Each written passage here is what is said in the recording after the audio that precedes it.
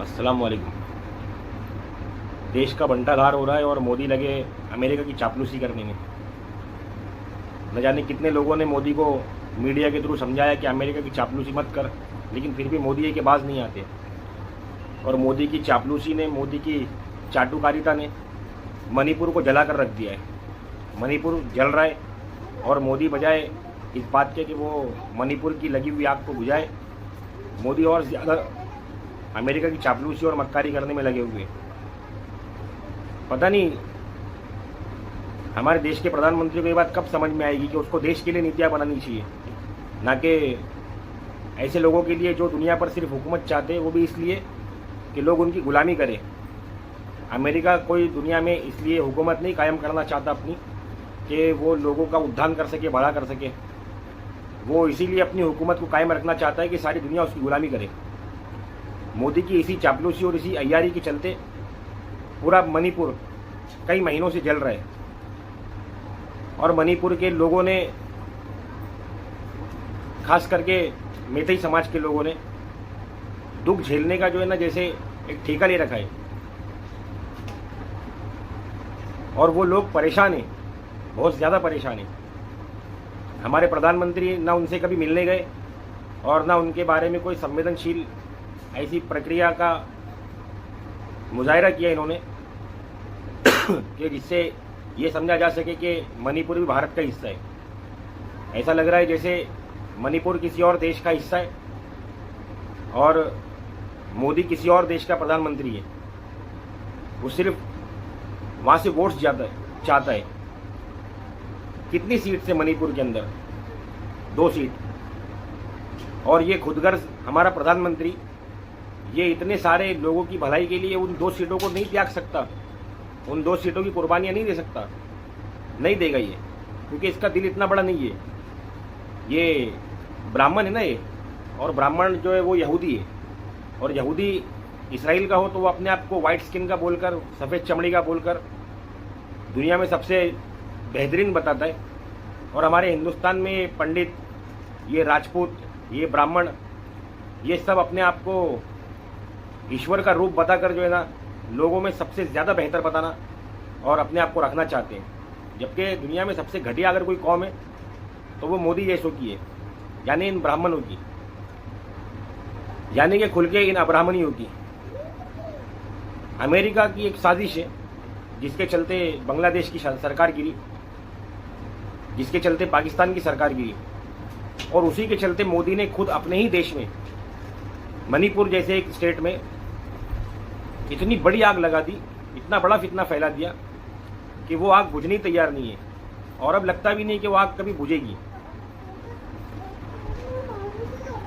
क्या वजह है कि मोदी वहाँ पर भी एक समुदाय को जो है ना खास विशेषता दे रहा है? जैसे पूरे देश में एक खास समुदाय को विशेषता देने के लिए इन लोगों ने अपने सारे हथकंडों का इस्तेमाल कर लिया और सारे के सारे पैतरे यहाँ पर इस्तेमाल कर लिए। विशेषताएं तो इंसान की होती है, अपनी खुद की होती है। कुछ विशेष होगा तो उसको विशेषता मिलेगी, कोई नहीं रोक सकता। लेकिन अगर विशेषता नहीं है तो उसको कौन क्यों अपना बड़ा मानेगा? क्यों कोई उसको अपना गुरु मानेगा? ज़मीनी स्तर पर हिंदुस्तान का सत्यानाश हो गया है और कागजी स्तर पर हमारे मेन स्ट्रीम मीडिया के बोलने के तहत हिंदुस्तान विश्व गुरु बन गया है, हिंदुस्तान एक बहुत बड़ा पावर बन गया है और हिंदुस्तान ऐसा हो गया और हिंदुस्तान वैसा हो गया। जबकि हिंदुस्तान पहले ऐसा था, लेकिन 11 सालों के अंदर हिंदुस्तान पूरी तरीके से तबाह हो चुका है। हमारी जीडीपी, जिसको ये लोग रोते कि औरंगज़ेब हिंदुओं पर उसने बहुत जुल्म किया और जब तक वो रोज़ एक गोनी भर के जिनायु जमा नहीं करता था, यानी अपने पंडितों का कत्ल नहीं करता था, उस वक्त तक खाना नहीं खाता था। झूठ की इंतहा पार करते लोग। उस वक्त जीडीपी हमारा 27% था। हिंदुस्तान सोने की चिड़िया कहा जाता था। अब वो कौन सी चिड़िया, बड़ी या बहुत बड़ी, या छोटी या बहुत बड़ी, ये तो अल्लाह जाने, लेकिन हिंदुस्तान सोने की चिड़िया कहलाता था। और आज हिंदुस्तान का यह हाल है कि हमारी जीडीपी माइनस में चल रही है, पूरी तरीके से गर्त हो चुकी है हमारी जीडीपी। और हमारे प्रधानमंत्री बड़ा सीना ठोकते और बड़ी बड़ी बातें करते। एक तरफ हमारे प्रधानमंत्री इंटरव्यू में बोलते हैं कि मैं कभी स्कूल नहीं गया, कॉलेज नहीं गया, और दूसरी तरफ वो पॉलिटिकल साइंस की डिग्री अमित शाह ले लेके घूमता है। पता नहीं प्रधानमंत्री सच बोल रहा है या गृह मंत्री सच बोल रहा है। मेरी नज़र में तो दोनों ही झूठे, क्योंकि ये दोनों जो है ना बनिए, ये अपने बाप से भी सच नहीं बोलते। इतनी झूठी कौम है ये। इन लोगों ने एक चापलूसी करने के लिए अमेरिका के साथ में वहाँ पर एक अमेरिका का एयरबेस बनाने के लिए या अमेरिका का एक फौजी ठिकाना बनाने के लिए पूरे मणिपुर को जला कर रख दिया है। और यही चीज़ इन लोगों ने बांग्लादेश के साथ किया था। चलो ठीक है, बांग्लादेश हमारा देश नहीं है, लेकिन मणिपुर तो हमारे देश का हिस्सा है ना। क्यों कर रहा है मोदी ऐसा?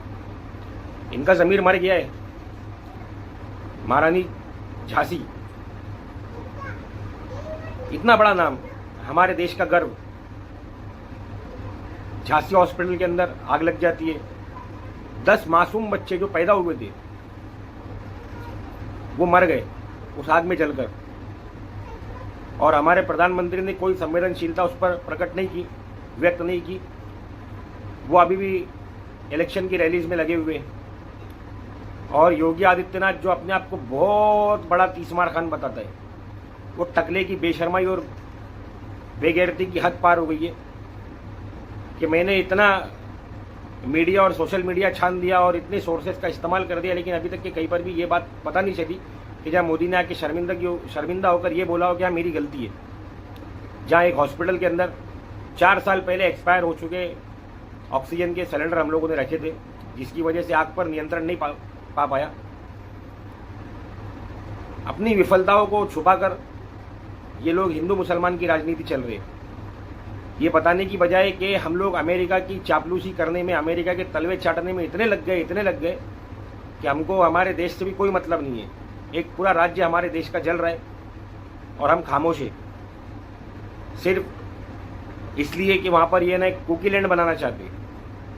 और ये अमेरिका की साजिश है। और कौन बताएगा हमको ये बात? हमारा मेन स्ट्रीम मीडिया तो तलवे चाटने में लगा हुआ है। जैसे हमारे प्रधानमंत्री अमेरिका के तलवे चाट रहे हैं, वैसे हमारा मेन स्ट्रीम मीडिया प्रधानमंत्री के तलवे चाट रहे हैं। और उसके बाद भी हिंदू लोग बोलते हैं कि हमको अच्छा बोलो, हम बहुत अच्छे हैं, हम मांस नहीं खाते इसलिए हम बहुत अच्छे हैं। अल कबीर और अल नूर वाले ने दुनिया में 3रे नंबर पर मांस का एक्सपोर्ट करके दुनिया को एक बहुत बड़ा एक्सपोर्टर बना दिया, एक बहुत बड़ा बिजनेस दे दिया हिंदुस्तान को। क्यों नहीं समझते हमारे हिंदुस्तानी भाई? इलेक्शन का टाइम है, मैं लोगों से हाथ जोड़कर अपील करूंगा कि अपने वोट्स का सही इस्तेमाल करें और नरेंद्र मोदी जैसे देश के गद्दार को, बीजेपी जैसी देश की गद्दार पार्टी को, आरएसएस जैसी देश की गद्दार सोच को देश से उखाड़ फेंको। वापस इनको मिस्र भेजो, जहाँ से ये लोग आए थे। इनको मिस्र से भी इसीलिए भगाया गया था क्योंकि ये लोग वहाँ पर भी ऐसी फितने फैला रहे थे। मेरी आपसे गुजारिश है, मेरे चैनल को लाइक करें, शेयर करें, सब्सक्राइब करें, बेल आइकन के बटन को ज़रूर प्रेस करें।